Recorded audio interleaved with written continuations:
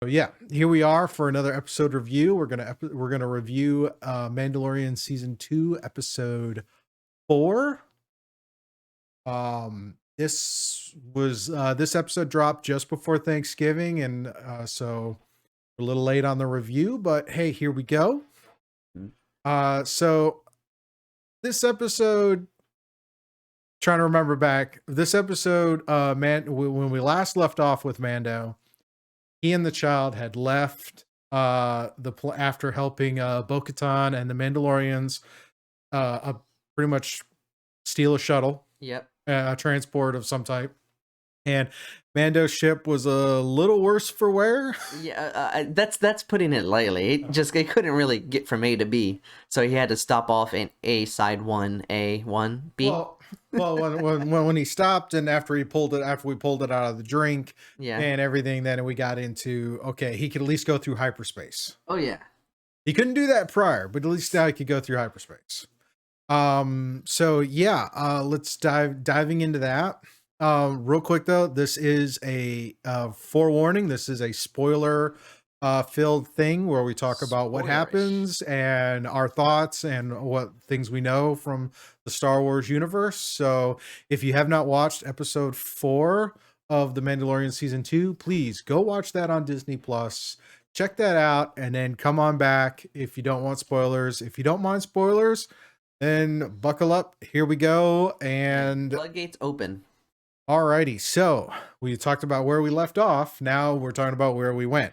And basically we went back home. What was the name of that planet again? Navarro. Navarro. We went back to Navarro, which was great because this was another set of scenes from the trailer for season 2. So back in Navarro, Mando lands there, and of course we get that great opening bit of what happened to where the Mandalorian covert was. Yep. And some new people had moved in. Yeah, a few new people. But I think it was great because we had a great action sequence with our shock trooper, who apparently is now the marshal of Navarro. Yeah, Cara Dune is the marshal. So when she shows up, she puts the fear just standing there. I thought the whole bit was great because it really got to show off her, especially the actress's background in MMA. Yeah. And, a real physical kind of deal. And probably one of the cool thing is the ferret at the end of that bit where she's like, I ain't got no time. Here, I'll give you some food and all of that. And the ferret's like so happy. But we don't know anything about that. It was really kind of cool. I thought it was great, kind of a puppet. Oh yeah, it was. I love it begs, puts it a testament to the fondness for not realistic, but like practical effects in this series. Like they are not just paying homage, they are enlightening it to the T. So very much so, very much so.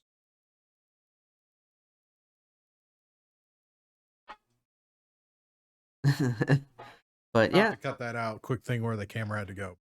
All right, so after that, Mando arrives, and of course things are definitely in a better condition with Karga and Cara Dune and Mando. It's like the three amigos kind of coming back together. Oh yeah. And Mando's getting his ship repaired, but it's amazing how much things have changed in the time that we left season 1 and got into season 2. Navarro seems to be the city seems to be far and away a whole dynamic shift. Yeah, it's more lively. There is a small community and economy going, schools, a lot of business going on. But the thing is, you had to pay. If you caught it, it was like the cantina that the bounty hunters hung out at is now a school. Oh yeah, and a protocol droid is teaching them about the inner core and the outer rim, and then we dropped the child off in school. Oh yeah, dropped him in school, and he got a little bit hungry because somebody was eating some blue delicious macarons. Yeah, and he's like, and then we got to see him use some force powers, which was cool. But then that his whole thing is he's eating those macaroons for the rest of the episode. Oh yeah, that is his treat.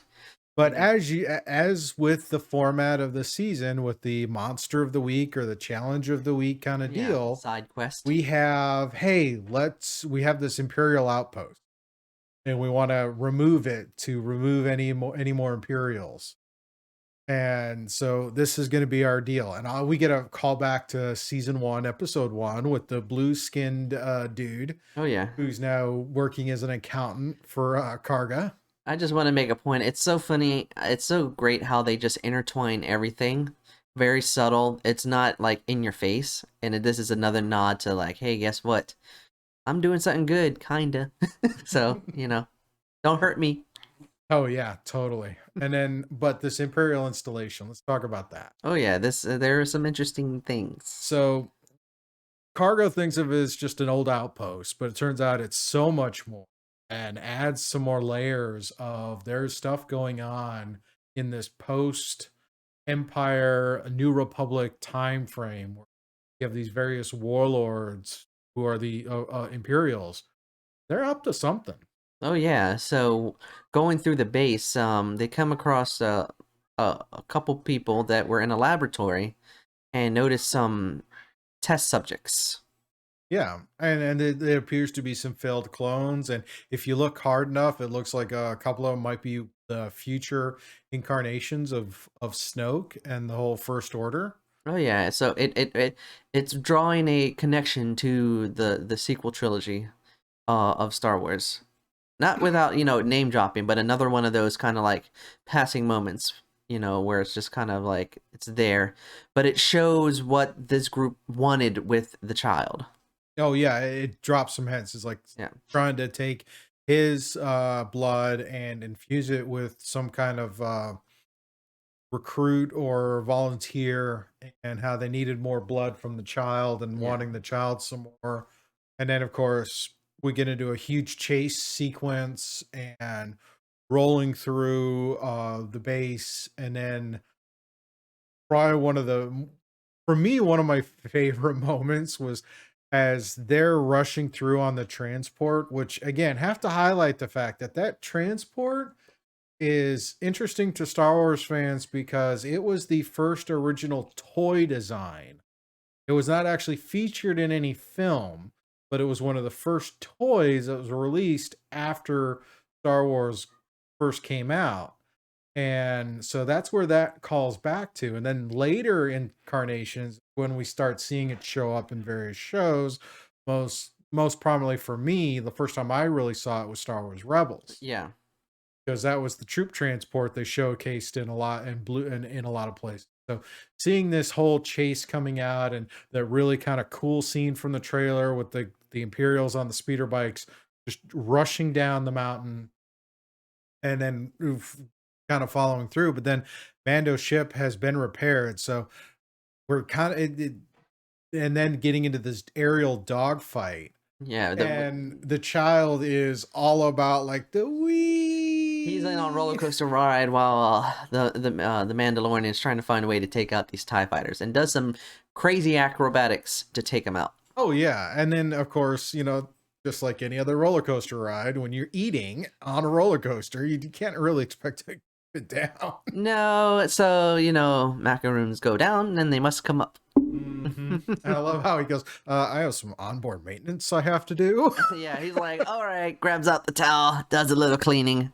and there we go. But of course, and again with this format, it ends with Mando moving off. So I enjoyed this because this kind of layered some more things in there, because the post episode bit was we're coming back up on Moff Gideon, and he's working on something. A lot of the thought right now is that these Death Troopers. Yes, that's a lot of in the Star Wars fandom are calling it that, and it's another one of those giddy moments because you really don't know, but you kind of know. Well, these were something that, again, this is a Legends item. These are droids. These are these are like assassin droids, and then brought back and then working on them. Now, how this relates to some of the stuff we don't know, but we did find out that okay. There's a tracking beacon on the Razor Crest that is setting up toward the finale, and Gideon is gonna cross paths with Mando again. Question is whether Mando will have allies around him at the time this happens. What will happen with the child? But there seems to be definitely a lot more layering of things, and I Yeah. like that because we have this nice little bit because the ship's being repaired, and we get to see Karga, Cara Dune, and Mando all working together to fight to kind of again keep Navarro a safer place. Oh yeah, this was a very great episode. It had a lot of great action, a lot of good shootout sequences. Getting to see some Tie Fighter and chase sequences, and it was Carl Weathers' directorial debut. So I think he did a great job. I think yeah. he had this on point. He didn't feel like it was too slow. Mm-mm. There were some moments that were kind of like, let's kind of laugh at the Yeah. stormtroopers, but I think overall it was a very good encapsulated bit where it's here to here to here to here. Like I haven't really seen a bad episode Yeah, of Mandalorian this yet. season so far has been, and just my opinion, has been better than the first season. The first season had up and downs. This one has been very steady, Yeah. even with its formulaic, monster of the week, fetch quest of the week kind of deal. It plays in tune with the thematics of the show, which is the lone wolf and cub journeying along this path, trying to reach a destination. Which Hmm. is, it's about the journey, not about the specific stories, but the stories are gripping in itself. Very much so. Very much so. So that is episode 4 of The Mandalorian. Yeah. Be sure to